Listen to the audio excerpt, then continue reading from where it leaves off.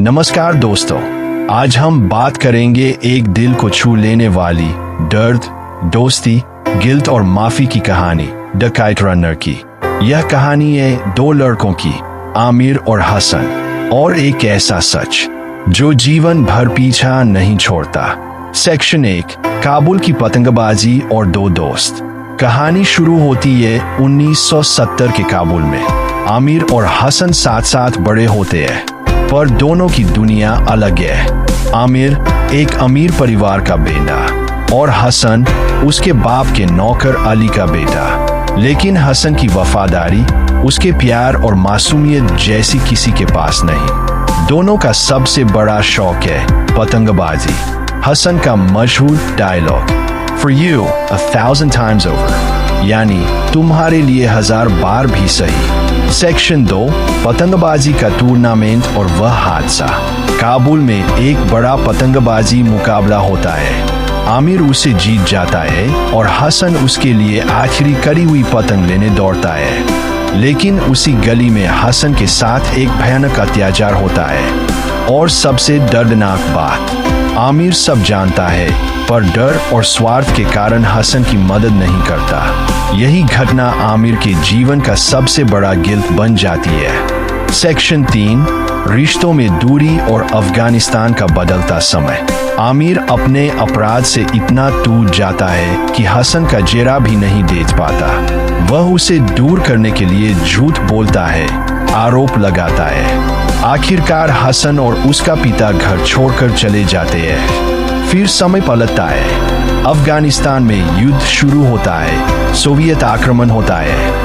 आमिर और उसके पिता अमेरिका चले जाते हैं। आमिर बड़ा होता है, शादी करता है, पर अतीत का डर और पछतावा उसके दिल में हमेशा जिंदा रहता है। सेक्शन 4, अतीत की पुकार और सच का खुलासा। एक दिन आमिर को एक फोन आता है, पुराने दोस्त रहीम खान का। वह कहता है, "There's a way to be good again." Aamir समझ जाता है कि यह उसके अतीत का दरवाजा है। आमिर पाकिस्तान आता है और उसे पता चलता है हसन मारा जा चुका है और उसका एक बेटा है, सोहराब। सबसे बड़ा झटका, हसन वास्तव में आमिर का सगा भाई था, जिसे उसके पिता ने दुनिया से छुपाया था। आमिर की दुनिया बिखर जाती है। सेक्शन 5, सोहराब को बचाने की लड़ाई। आमिर फैसला करता है कि वह सोहराब को बचाकर उसका भविष्य बदलेगा। लेकिन सोहराब तालिबान के हाथों में फंसा हुआ होता है। एक दर्दनाक सामना होता है। आमिर अपने अतीत के डर से टकराता है। हसन पर हुए अत्याचार की यादें लौट आती है, पर आखिरकार आमिर सोहराब को बचा लेता है। हालांकि बच्चा भीतर से टूटा हुआ है, ट्रॉमा से भरा हुआ। आमिर उसे अमेरिका लाता है, अपने परिवार का हिस्सा बनाता है। सेक्शन 6, माफी, मोचन और नई शुरुआत। आमिर सोहराब के साथ वही करता है जो हसन ने उसके लिए किया था।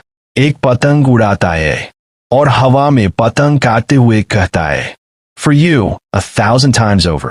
यही कहानी बताती है कि गिल्ट से भागकर नहीं, बल्कि सच का सामना करके इंसान खुद को माफ कर सकता है। कंक्लूजन, द काइट रनर हमें सिखाती है, दोस्ती इंसानियत का सबसे सच्चा रूप है। गलतियां इंसान करता है, पर मोचन भी इंसान ही पाता है। प्यार, त्याग और माफी जीवन की सबसे बड़ी ताकत है। यह कहानी दिल तोड़ती भी है और जोड़ती भी है।